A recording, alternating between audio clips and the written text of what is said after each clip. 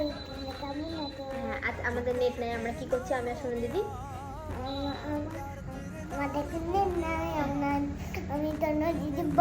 আমাদের এখানে দুদিনের জন্য নেট অফ আছে, তো কারণটা নিশ্চয়ই তোমরা সকলে জানো।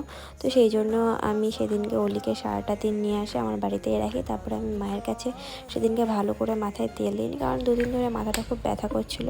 তারপরে স্নান করে নিজের স্কিন কেয়ারটা করে নিই, তারপরে ছাদে চলে যাই জামা কাপড় মেলতে।